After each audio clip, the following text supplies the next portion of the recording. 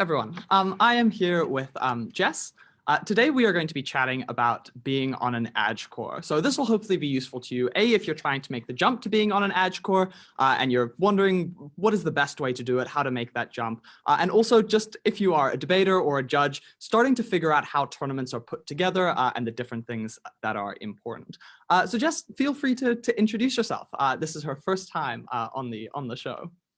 Yes, hi everyone. I'm Jess Musulin. I am from, well, I guess the institution I'm currently enrolled in is the Australian National University, but formerly of Griffith University in Australia. And I've been on the circuit for some time. So definitely am probably considered an elder of the sport, you know, potentially should have retired quite a long time ago. But I still enjoy it. So that's why I'm still around, I guess. So have had the good fortune to be on a few Edge cores now, so hopefully can share some wisdom.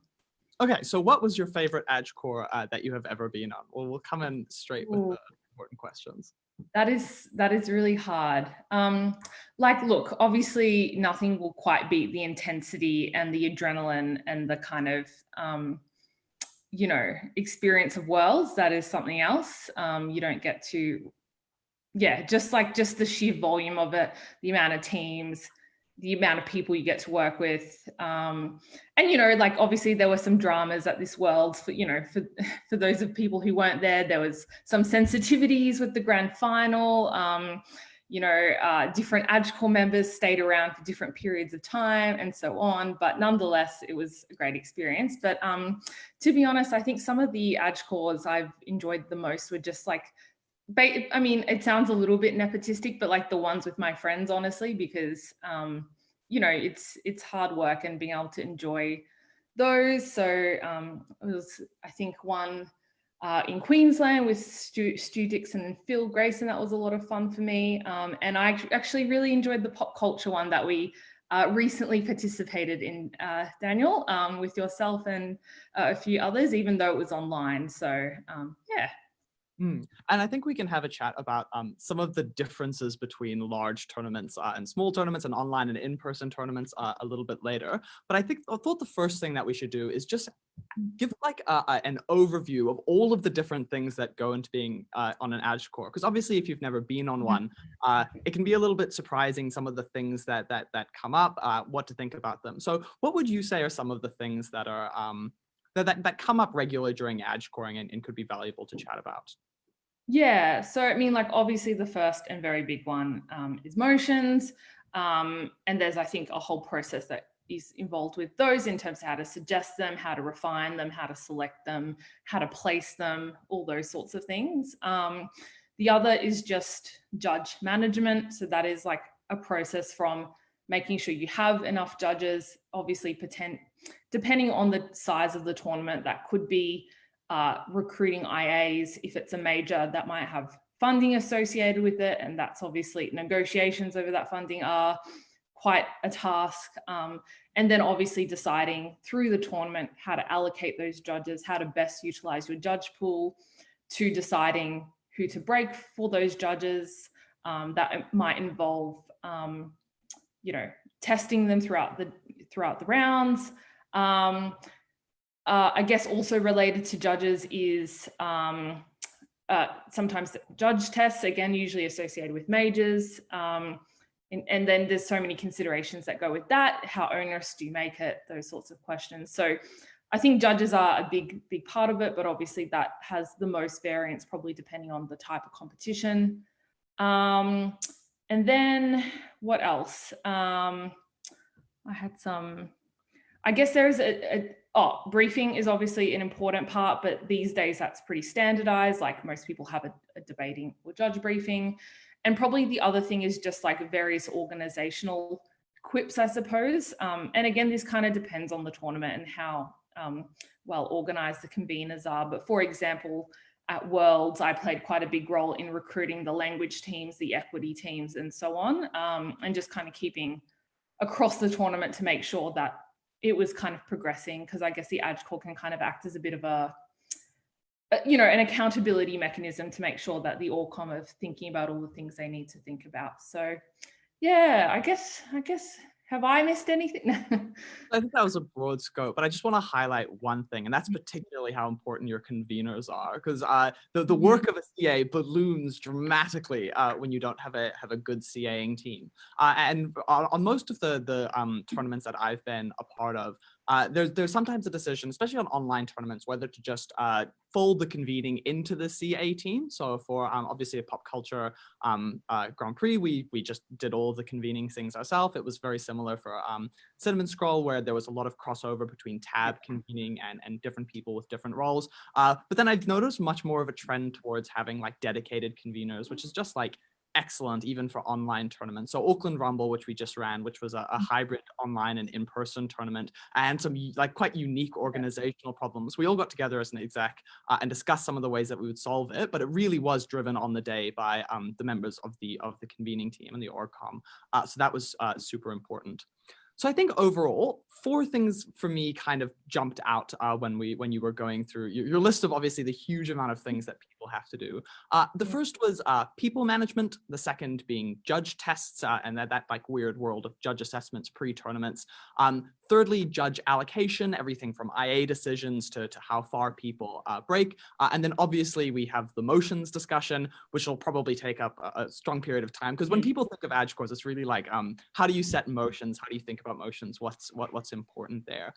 So I thought we could start chatting about people management. And the first thing I wanted to say is obviously when you come in fresh as either a CA or a DCA looking to make things easier for the team, there's certain ways you'll set up things, you'll set up processes, different people have different approaches. What are the things that you set up immediately when you get into an AdCore team just to try and facilitate that process for people who've never been on it before?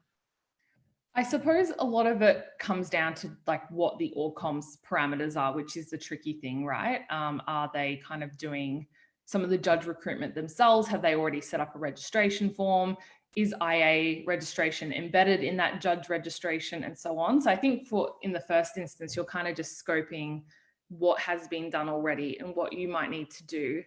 But probably, in the first instance, it's that kind of scoping, figuring out how many rooms does this tournament have? How many chairs do we need? And those sorts of things. And then, and you might not know some of that information yet. And then it's kind of molding processes, I think, around those things. So assuming there's no kind of IA application yet, it would probably be to set that up. And then you might be dictated by certain constraints. So obviously, negotiations for funding are a thing in and of themselves, and happy to chat more or less about that. And then I've noticed in this online era, there's like, until like basically a month ago, I didn't know there was a distinction between an invited adjudicator and you just regular adjudicator, because in my mind it's like, well, both don't have funding, so what's the difference? But no, there is like a label that goes with it that's different. So, and then I don't know, I guess moving further into the process, you're sort of, figuring out, how you're then going to use those people throughout the tournament, and then, whether you need to do a judge test and stuff like that. But I think, I don't know if you want to delve into any of those things more specifically, but there's so much you just need to figure out first, I think is kind of the key thing. One of the things that I noticed almost immediately from being on edge course with you is that you set up Google Docs with a prodigious quantity. And I think it was actually incredibly useful just to have all of those documents set up early for people to start putting in their motions ideas, to be able to review things like CVs for IAs, and actually just setting up that infrastructure, just like with different docs that people can go to, different spreadsheets where people can put their ideas and review things. It's just an important part of setting up that infrastructure. And the tournament that we are on an AdCore for soon with a relatively large team, I noticed that we're also using a Discord. So setting up a specific Discord for that. So there's obviously like also different, especially in the online era, different communication challenges that come along with setting up AdCores across countries. And like, I'm still learning how, 10 years later, I'm still learning how to do things better. Like something I learned from pop culture was separate judge rego and team rego. It just makes it so much like have 2 forms for both, because trying to sort through the data, like through different kind of entry points was really challenging, I thought. So just like a tiny thing like that, I would do different next time. Like likewise, having discussions amongst AdCore in Discord was something I learned from Claudia, who is the Discord queen, and I think kind of works. Like I like to use Facebook chat because it's convenient and you can do it just when you're out and about.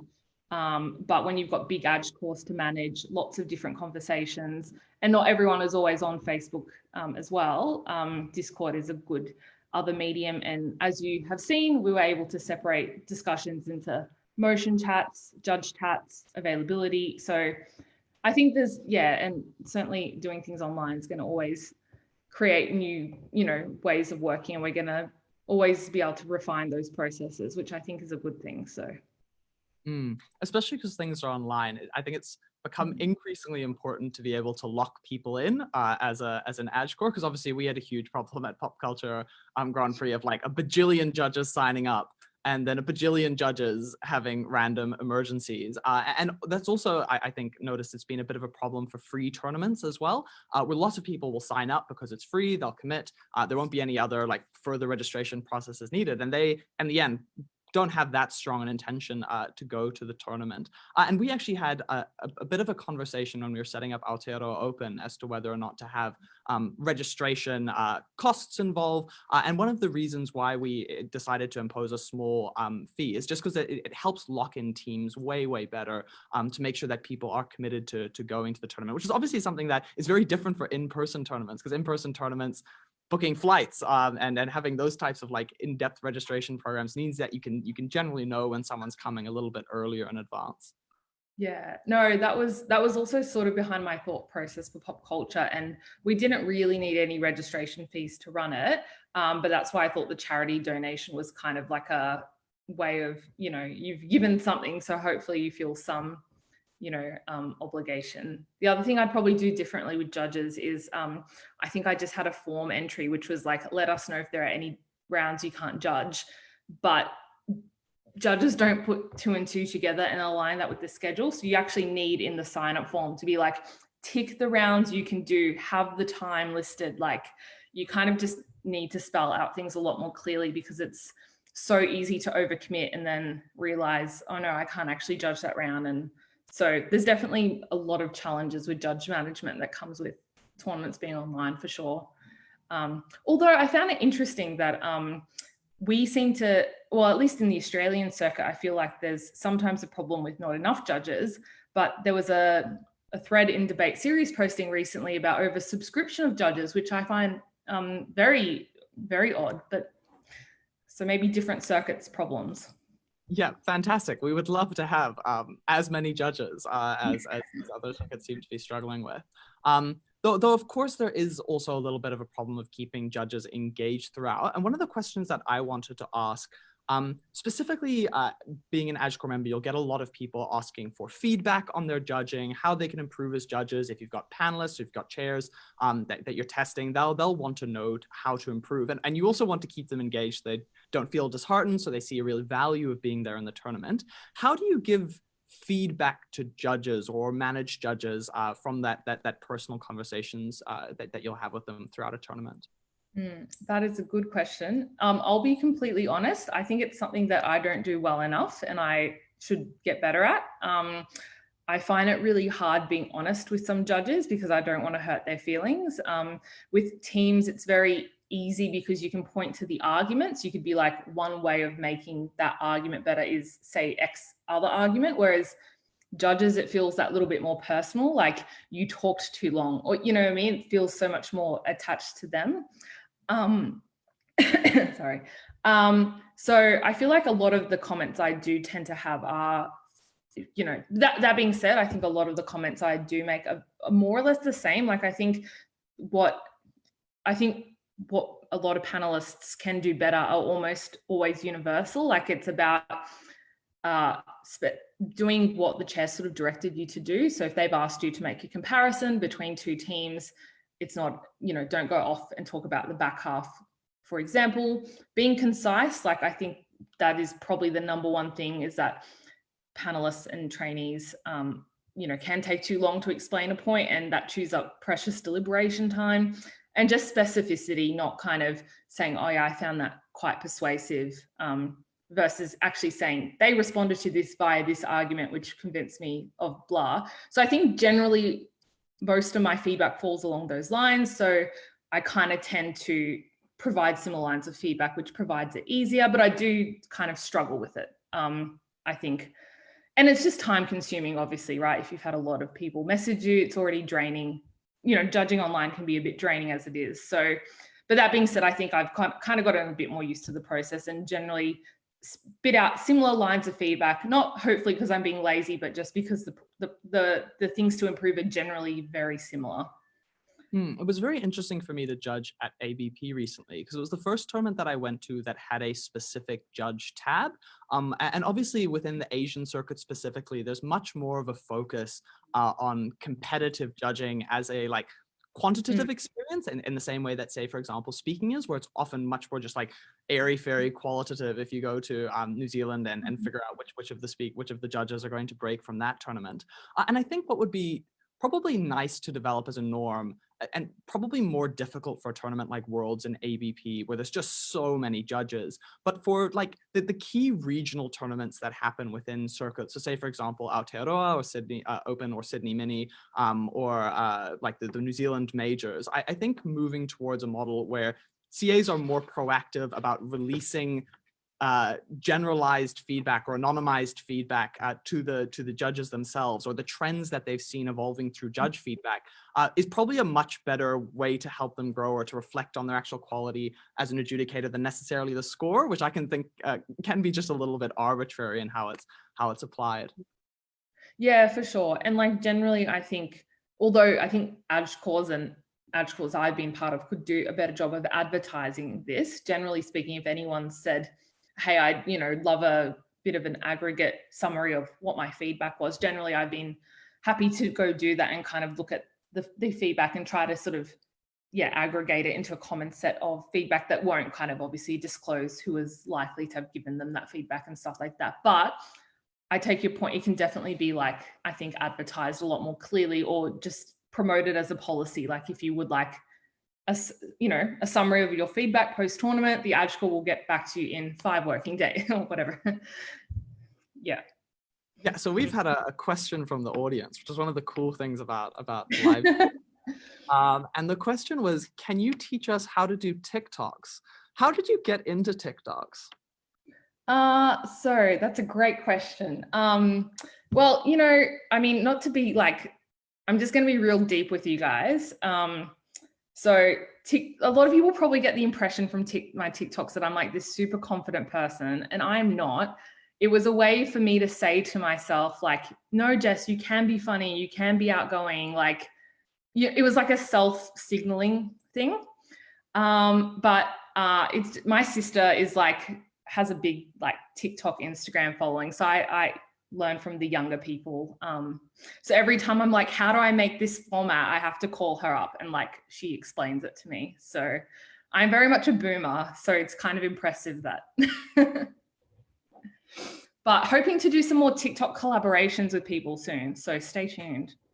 I have definitely noticed that the CA and DCA role in some ways has evolved to be in the online era a lot about communications, about advertising, just as much as it is about producing good tournaments. Because obviously, one of the amazing things about the onlining of debating is it's become so much more accessible, huge amount more interest, and you can go anywhere in the world. So it's really forced tournaments to up their advertising. And I think some tournaments, especially like older, more prestigious tournaments, might be left behind by not attempting to broaden their audiences or bring people in. Yeah, no, it's there's like, I mean, realistically, we've probably got the same number of tournaments that we have had before, maybe plus a few. It's just that you normally have access to your one competition, the one that happens to be in your city or time zone. Now you can if you're willing to stay up or get up early, you can basically have access to any number of 3, 4, 5 different tournaments. So that makes it hard, as well as, all the challenges that come with that, getting judges and locking in CAs and that sort of thing. So, Yeah, obviously tournaments in New Zealand have just gotten so much bigger. I think that's the thing for us. It was always just like, wow, going to Australs, going to Worlds, those are like our big experiences. And now we have access to so many other big tournaments. And obviously the tournaments that Auckland run have just become way, way bigger as other people want to join in. So I think it does shift Yeah. up the dynamics a little bit as well, especially for smaller circuits like New Zealand.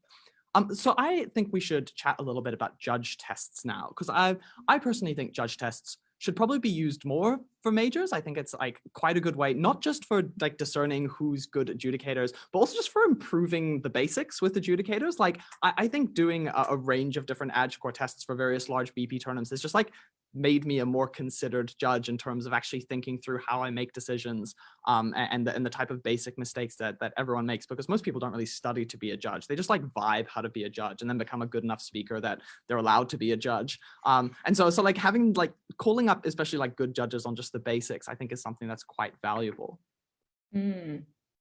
Yeah, it's like I think there's a useful discussion that's taking place in a lot of circles at the moment, which is like, even with minis and stuff, is it worth having like optional judge tests, so that if a person is new but wants to kind of establish themselves and say to an ad call, actually, no, I can judge, give them the opportunity to do a judge test. And I think that's an interesting idea and definitely, worthy of more consideration. In terms of majors, it's difficult crafting judge tests because I guess you don't want to reuse the same questions, because people will eventually have some, you want to mix them up a little bit. That being said, some of the same questions that are sort of used time and time again, you're surprised that people still will answer them wrong. Like if I can just be a little bit blunt, there's always basically a question that tries to catch out gender or language status bias, and it's amazing how and they're pretty much always almost worded the same, but they still catch some people out. So it's I think important to keep using those. I guess like for Worlds, we made a deliberate decision not to have a video, like a debate video, and then have people decide the answer. I mean, and I'm kind of partial to that because it's extremely time consuming. And often you'll see through so many ad cores themselves disagree on the results of those. Probably, I suppose, what it's trying to capture more is not so much the result in and of itself, but how it's justified, which is useful. But they can be time consuming and for judges and ad cores. So I'm kind of a little bit partial to them not being used, as long as the other sets of questions in the tests are quite rigorous and are able to kind of really test theory rather than just a true or false kind of rules application. But yeah, I think definitely circuits should consider their use, and maybe they give an opportunity for people to show their capabilities more so. And I think one of the things that really gets me is when you look at an AdScore test and see lots of people getting the basic questions wrong, you think about these are people who will be judging. So those are things that they will probably actually be doing wrong, whether it's automatic fourthing people or being minus 40 gang and giving a reply a 32 or something. Like those are things that can have effects on people's tournaments. And if you're not weeding those out or really making sure that judges are very certain on their basics, even if they're predictable basics, like I'm fine even like if like a judge test, like in an ideal world could just take an experienced edge like 10-15 minutes to do, but it's to make sure that they actually know those basics and are going through them well. That's quite important. And then another consideration we had was to what extent in like the judges sort of final total score, do we have CV also reflected in that? And I think where we landed was that it needs to balance those things somewhat, so someone who's incredibly new might just so happen to fluke a good test, and you still maybe you definitely want to watch them because they probably have promise and might be someone you want to break, but you also want to just triple check that they are, those capabilities. And likewise, sometimes people have bad days and stuff up a judge test. If they've been on, a massive majors ad core, maybe you still don't want to trainee them, straight away or something like that. But I do think that ad cores have to really take them seriously. Otherwise, people will just kind of think, well, what's the point of doing them if they don't really mean anything? So what percentage you kind of weight them is, I think, the important consideration there. Yeah, one of the things I was impressed with was at AVP, the fact that they're were people who could go from trainee to breaking to judging very late, shows that at least to some degree you do get valuable data from the feedback that teams are giving, and it can actually counteract those types of bad days that you're talking about with the judge test. I think this bleeds very nicely into a discussion about judge allocation just in general. Where do you put someone? What makes a good chair? Those types of things. Let's, I think, chat first about what you really look for in an IA application. How do you decide who should get IA positions when you obviously have some funding to give out? Well, look, if you've got funding, at the core of it, it's chair maximization, I think, for the most part, especially at Worlds where, you know, you might have up to, 100 rooms. So you need to ask yourself, how are we going to get 100 chairs? So, you know, realistically, most people who you would have some confidence could chair would probably merit an offer.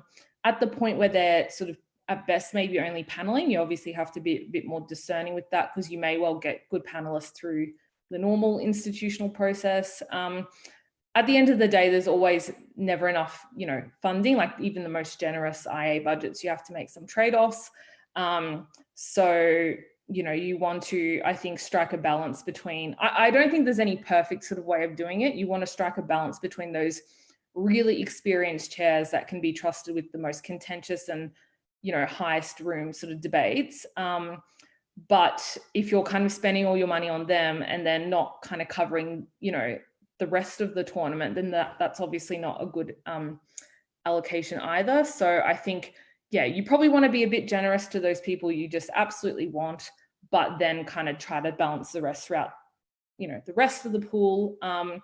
And then, you know, be very strategic in your negotiations ultimately. It's probably no surprise to people that the first offers that a lot of IAs get will be a lot lower than what they're asking for, because AGCORs are seeking to test, have they just highballed, or do they genuinely need that money to come to tournaments? And obviously that changes again completely in the online era where there are no travel costs. It's just, what is the AG willing to, you know, what is the cost of their time basically. So yeah, it's just, I think you will just have to deal with it based on the pool that you get and just try to make sensible decisions that as much as possible are based on, you know, genuine objective factors like CV and feedback, and as least as possible things like your own personal, you know, impression of a person. But obviously those are, you know, difficult things sometimes.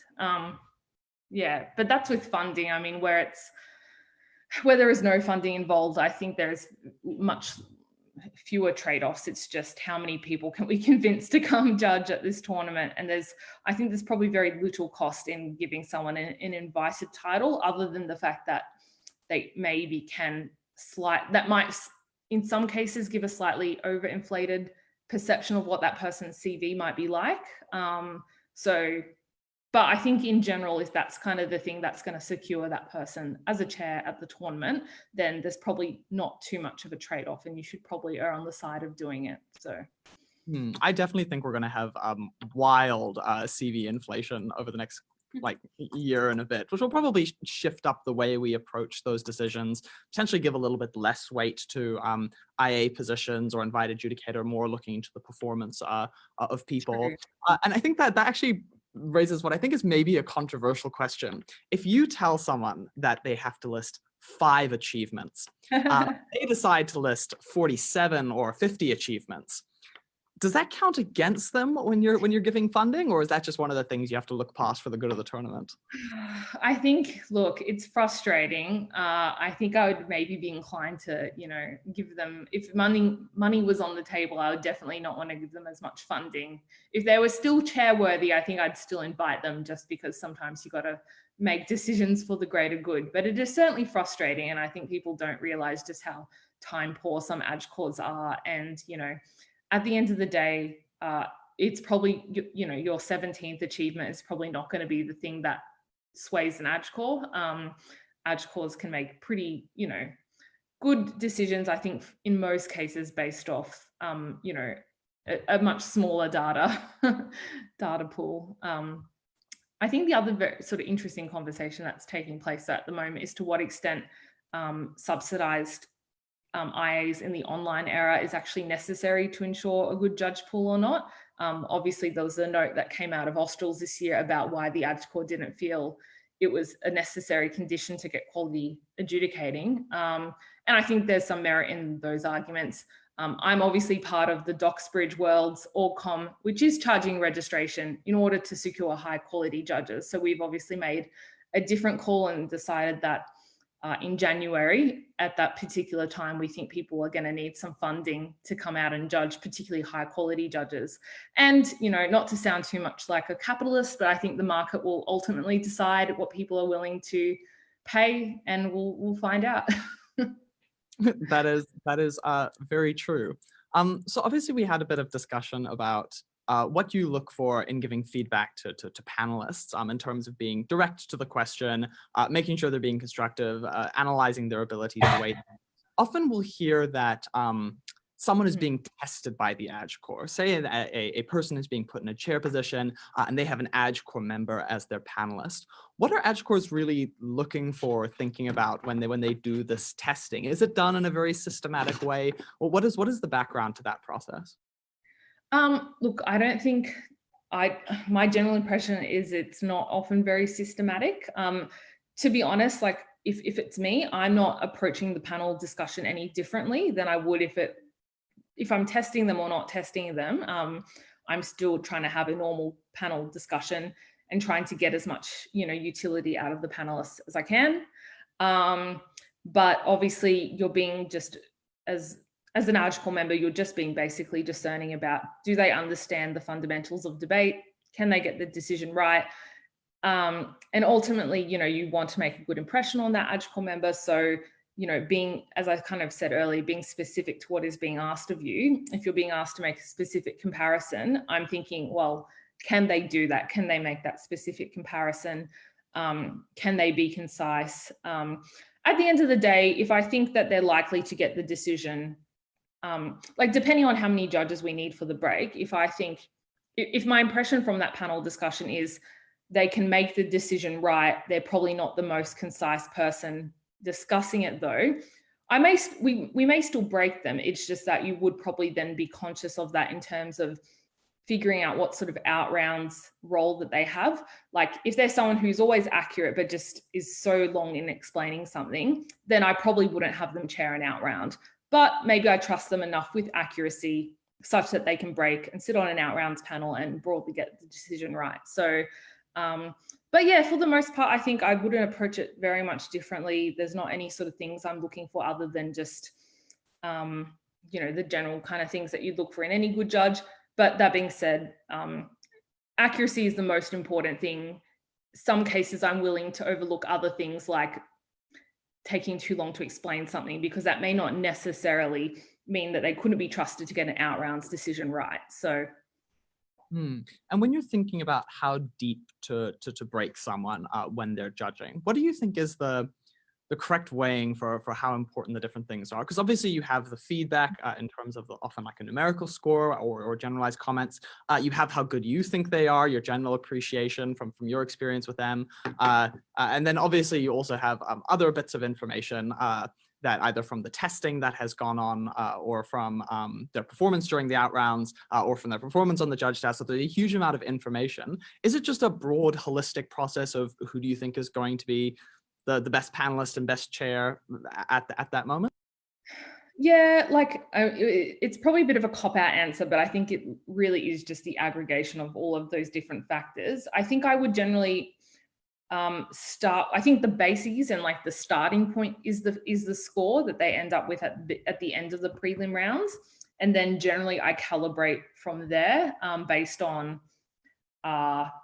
diversity. So obviously making sure that the pool is diverse in terms of institution, region, gender, any other factors that we want to consider, but then also calibrating for particular, you know, testing feedback that we've gotten. So maybe they've got a high score or an okay score, but your testing experience with them was just downright awful and you just cannot conceptualize how they got a score that big. Or the flip side is often, I think, more true, which is like, this person was great, I don't know why their score is so low. Like maybe they just had a rough run throughout the tournament. And then in that sort of circumstance, I think, that is something certainly to weigh. But I would always probably use, or at least more so lately, I use the judge scoring as like the place to start and then kind of calibrate from there, I would say. And then just kind of making an assessment of, I guess just doing the math. How many judges do we need for X number of out rounds? What are we, what sort of buffer are we looking to have in terms of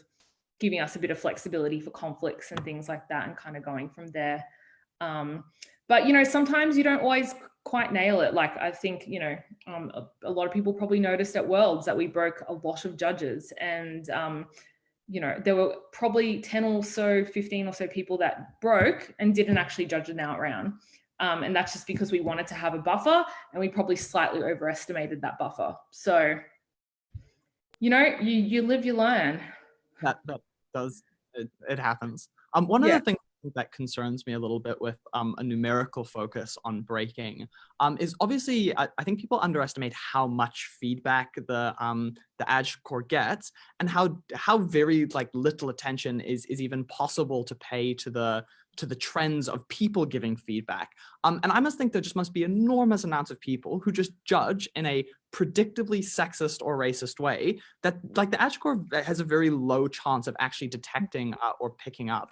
So I think what I'm really hoping is that there's a little bit potential like maybe some like tech solutions to this, but a way to identify where people are giving predictable sets of feedback in a way that may not be fair to the people who are receiving that feedback. But it's just almost impossible to do as an ADGE score when you're just receiving so much feedback after every round, like 15 bits of feedback per room, per person, per everything that's happening.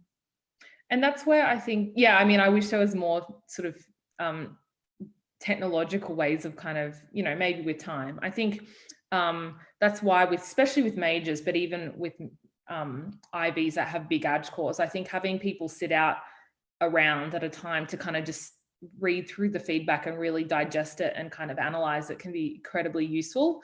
And just to like, pick up on people we want to watch, people, we think there's a red flag there, or, something like that. And, and that's, I think as well, going back to the, you do obviously need to account for diversity in your break. I would hope that in a lot of, it's not a perfect solution, but I would hope that if you have at least some,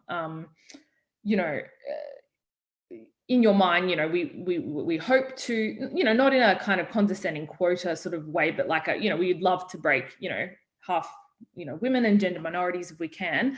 That should hopefully calibrate for the fact that we know from, at least anecdotally and in some data that, women tend to get, talked over in panel discussions a lot, which might mean that their contributions to those discussions are not as pronounced, which might then affect their score, and so on and so on. So if at least you calibrate for those things, hopefully we'll kind of pick up on them somewhat. It's not a perfect solution, but so that's, I guess, that's why when people say, oh, you're just kind of breaking someone because of their gender, like I think that's a little bit silly, because you're doing that because you're trying to counteract the biases which might have, detrimented that person in the first place. So anyway, it's a bit of a tangent. But. Yeah, definitely. No, we had a bit of a discussion with some of the other Australian and New Zealand judges just at AVP, just about the fact that like white privilege was definitely a thing in the way that people approached scoring other judges or scoring other speakers, and you could see the way that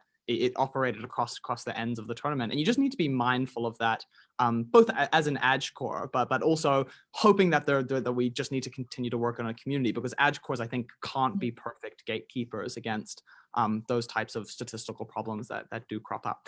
So before we jump into chatting about motions and which I think will be what's most interesting to a lot of people. We've had another excellent question, I think, and that question was, should we be recording this kind of knowledge? So like discussions of how AdCores have done things, either through AdCore guides or detailed reflections. And I think a good example of that is what Maddie Schultz released after Australs, in order to make sure institutional knowledge isn't either lost or monopolized by certain people or circuits. So what's your approach to, after a tournament, trying to collect the knowledge that has been gained from that tournament?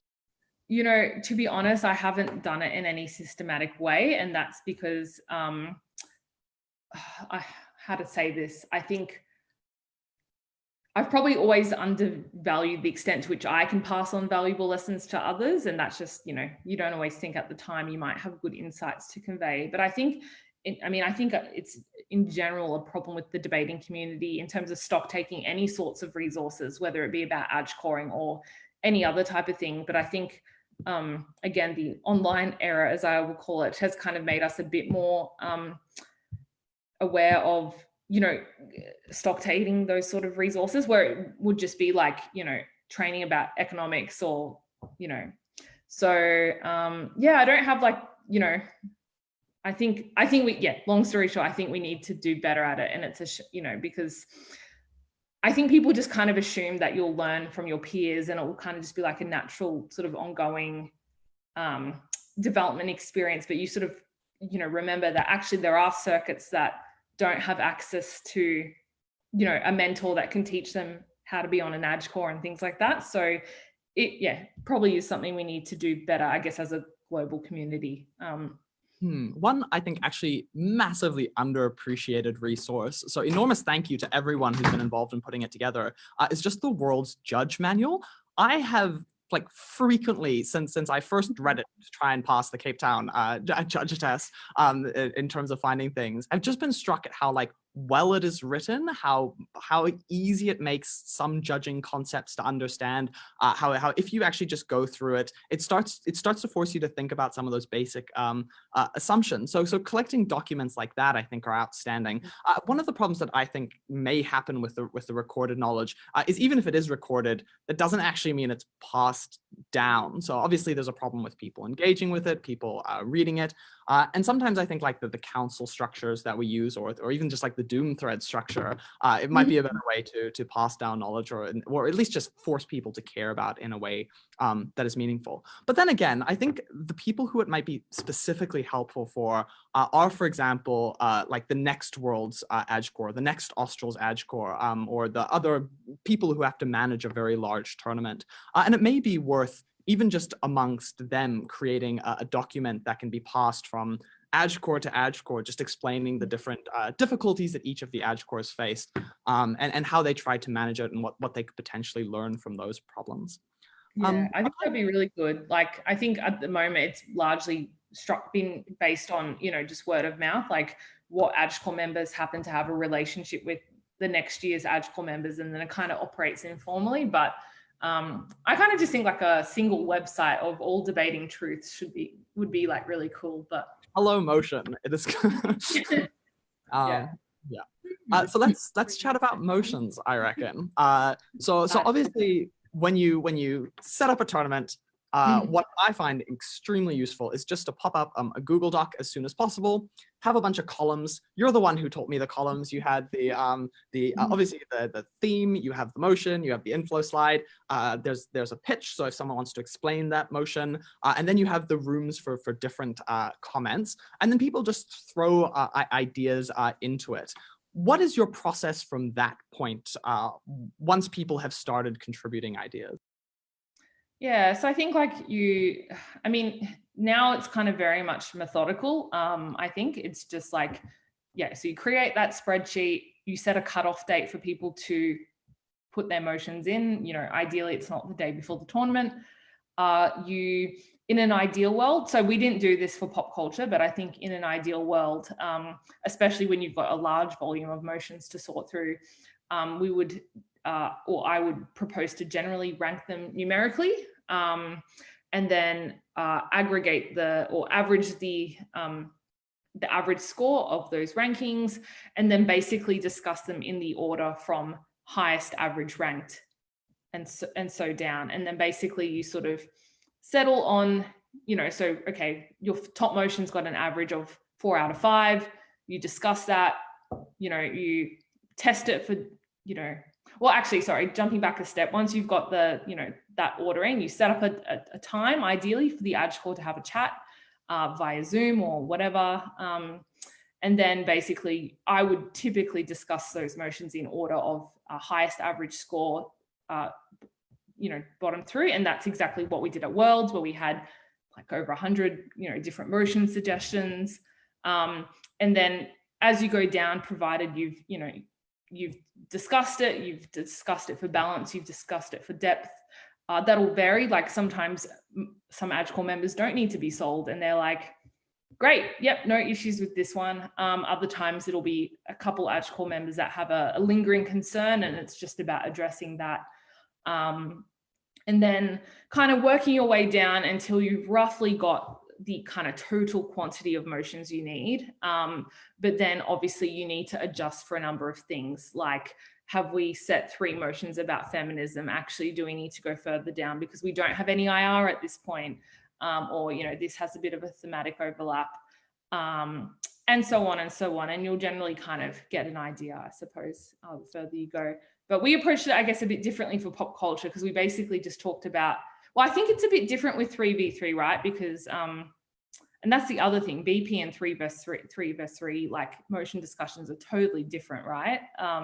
Like BP, you need to discuss depth far more so than you would a 3v3 tournament. Obviously, you need a much larger quantity of motions where you're doing motion selection as well. And obviously, you should still always have very good motions, but I think you can be that slightly more tolerant of a bit of risk. Like, I have a feeling it might be a little bit gov weighted, but you know what, we can maybe take that chance if we're very confident of the other 2 motions in that sort of thing. So that's generally the approach. But, I suppose I always try to adopt the philosophy that I might be very attached to a motion, but if it doesn't get set, it's not the end of the world.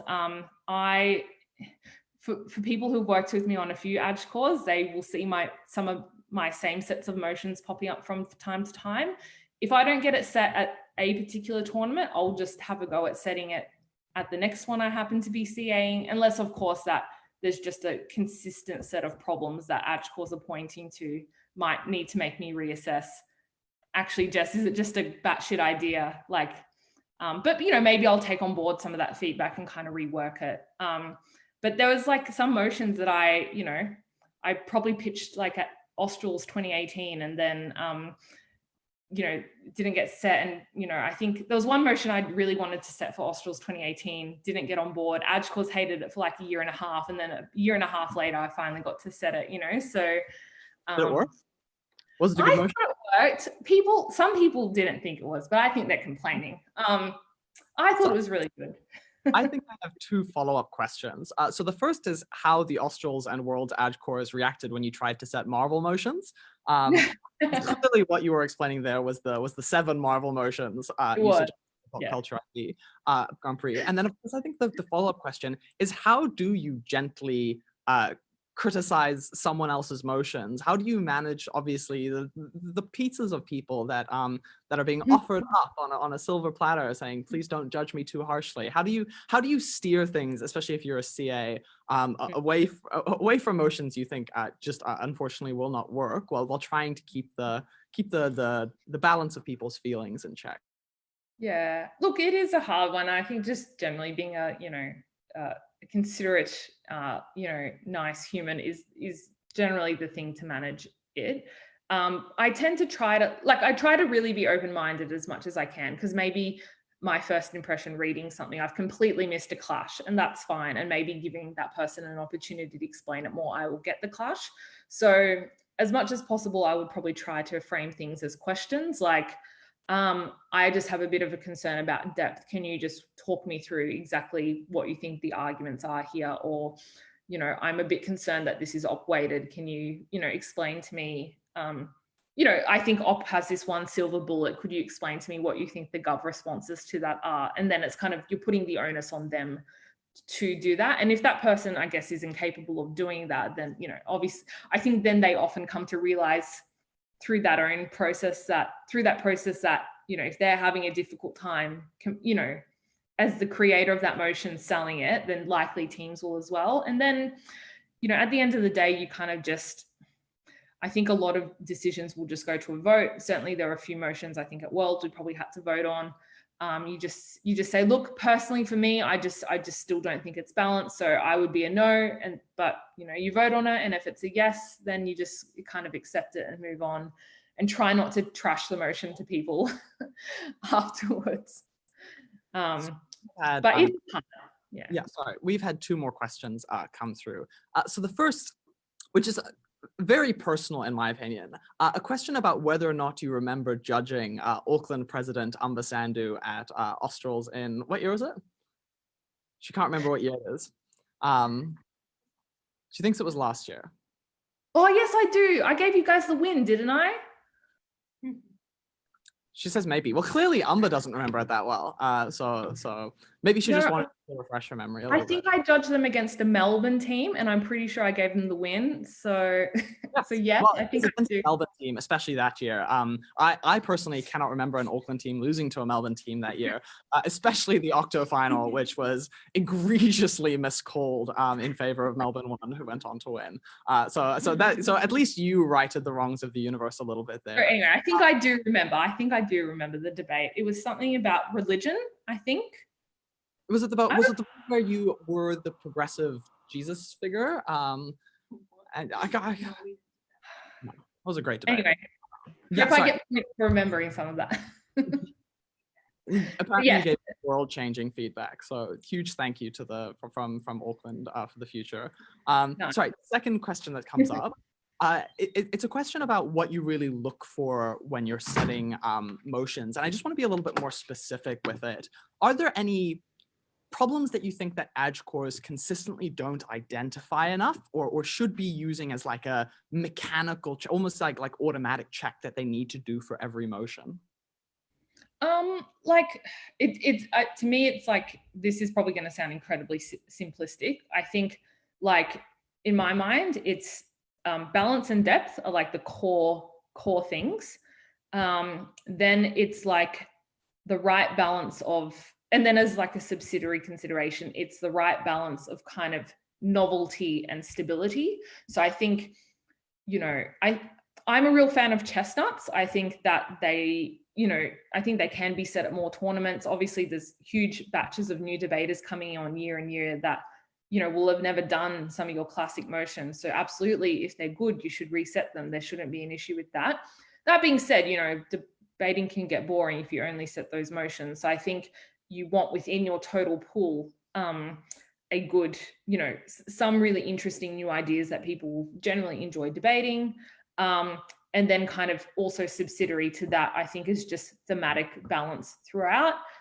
So I probably am a bit of a stickler for that, more so than I find most AdCore members are. In fact, my general impression is I will often be like, oh, we can't have two education motions. And people will be like, oh, no, they're very different. And I'm usually the person that is like, I prefer we try to find something else. And I will not do that if like the trade-off is a much less good motion, but I think it's really important for me personally that debaters have the ability to learn about quite a wide array of concepts. So I think that's kind of the order that I will consider stuff in. And then I guess, like BP's hard, right? Because depth is a whole different consideration. And, maybe there's depth on one side, but not the other. So I think you have to ask yourself some more specific questions like, okay, I get the op case, there's definitely a CO extension, but what's the CG extension and those sorts of things.